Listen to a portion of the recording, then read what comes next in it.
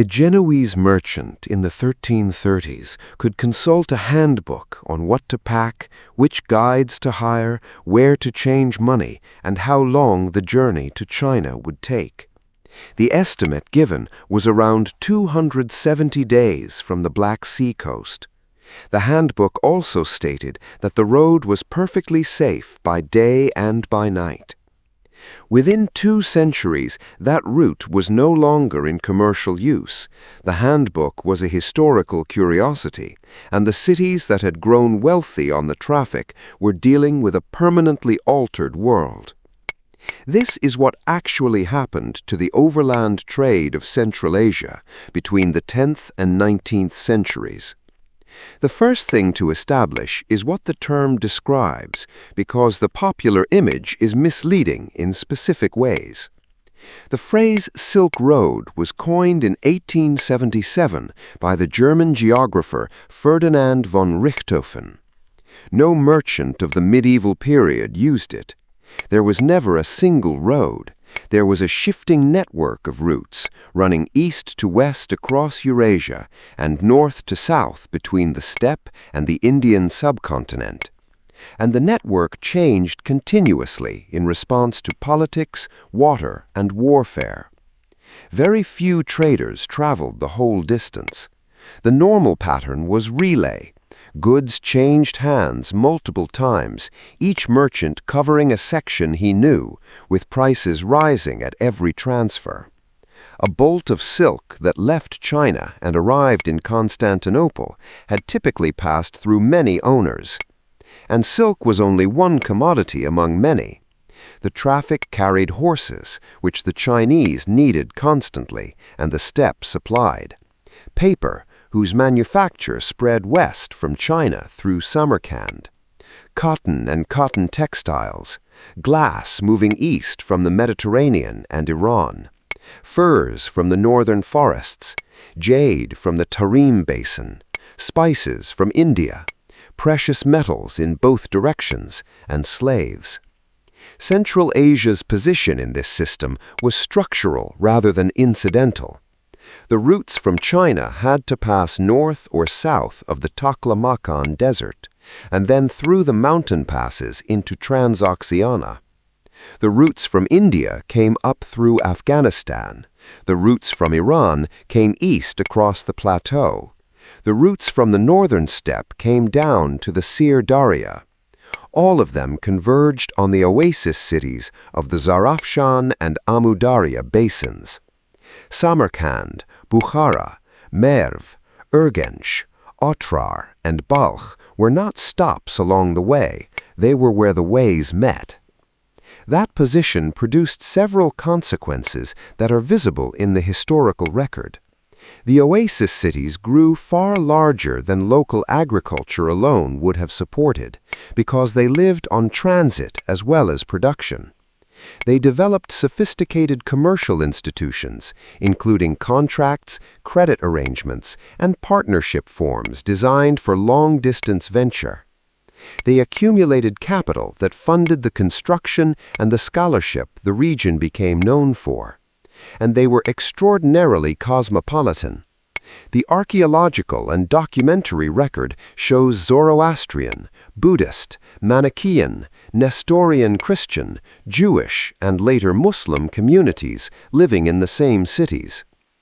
Ideas moved with the goods. Buddhism traveled from India into Central Asia and from there to China along these routes, and the cave complexes and monastic ruins along the way are the physical evidence. Papermaking moved west. Astronomical and mathematical knowledge moved in both directions. Techniques of irrigation, metallurgy, glassmaking, and textile production spread along the same lines. The documentary evidence for how this commerce actually worked is richer than is often assumed. Commercial letters, contracts, and account materials recovered from sites along the eastern routes record the mechanics of ordinary transactions. Partnerships formed for a single venture, loans made against future delivery, disputes over quality and weight, and the exchange rates between the various currencies in circulation. Legal manuals of the period set out the rules governing these arrangements in detail because the questions arose constantly and had to be settled by identifiable principles. What emerges is not a romantic image of caravans crossing deserts, but a functioning commercial economy with recognizable institutions. The organization of a caravan itself was a substantial undertaking. Animals had to be selected for the terrain, camels for desert stages, and pack horses or mules for mountain sections. Water sources had to be known, and the timing of stages arranged around them. Guides familiar with each section were hired locally and replaced at the next. Guards were engaged, or protection was purchased from whoever controlled the route. Fodder, provisions, and spare animals had to be carried or arranged in advance. The capital tied up in a single large caravan was considerable, and the risk was distributed among multiple investors precisely because no individual merchant wanted to carry it alone. The caravanserai network that supported this traffic was built and maintained largely through charitable endowment. A ruler or wealthy patron would construct a caravanserai and assign to it the revenue of a village or a set of shops, with the income funding staff, repairs, and in many cases free lodging for travelers for a fixed number of nights. Hundreds of these structures were built across Central Asia and Iran, and the surviving examples show a consistent plan. A fortified outer wall, a single defensible gate, a central courtyard for animals and goods, and rooms around the perimeter. The spacing of the surviving buildings allows the routes themselves to be reconstructed on a map. The commercial peak of the overland system came in the 13th and 14th centuries under Mongol rule. The reason is straightforward. For roughly a century, a single political system extended from the Black Sea to the Pacific. Merchants dealt with one set of authorities rather than a dozen hostile ones. The Mongol administration operated a relay post network for official travelers, maintained the roads, and had a deliberate policy of encouraging trade, since customs revenue was a major source of income. Merchant associations operating with Mongol backing financed caravans on a large scale. This is the period of the Italian merchants in the East, of the Pegalotti handbook, of European envoys and missionaries traveling to the Mongol capital, and of a volume of documented long-distance travel that has no precedent in the earlier record.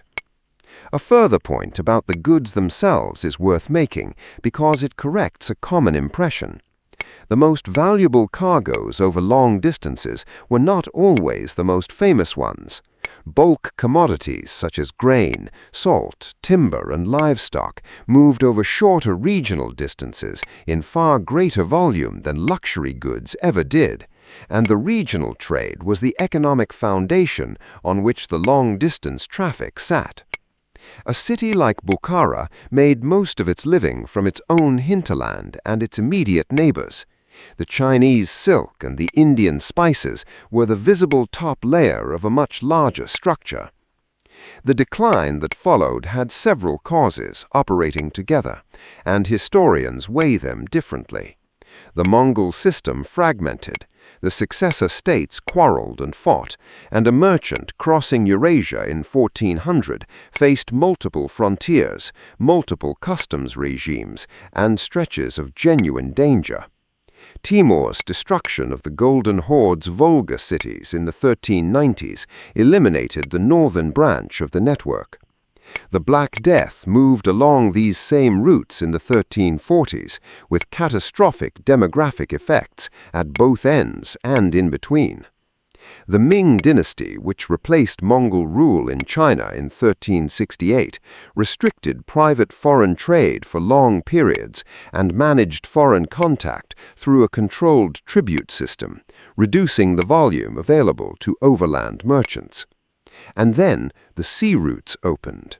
Vasco da Gama reached India by sea in 1498. Portuguese, then Dutch and English shipping progressively took over the long-distance carriage of Asian goods to Europe. A ship carried vastly more cargo than a caravan, at lower cost per unit, without customs posts along the way.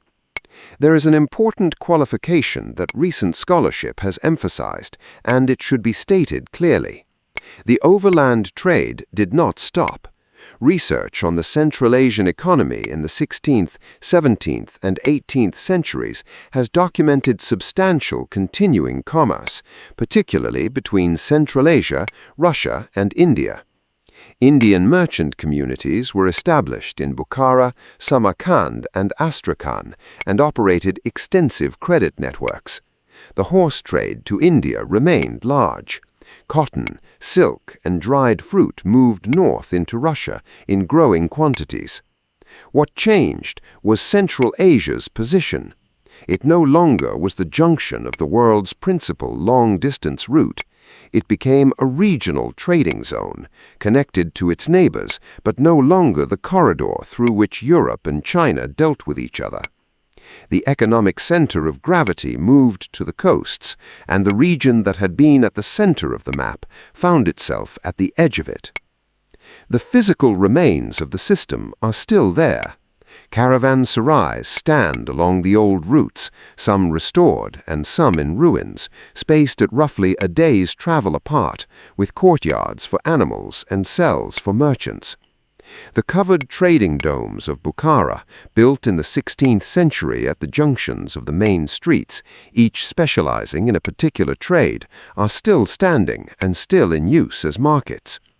The Rabat-i-Malik caravanserai between Bukhara and Samarkand preserves a monumental 12th century portal.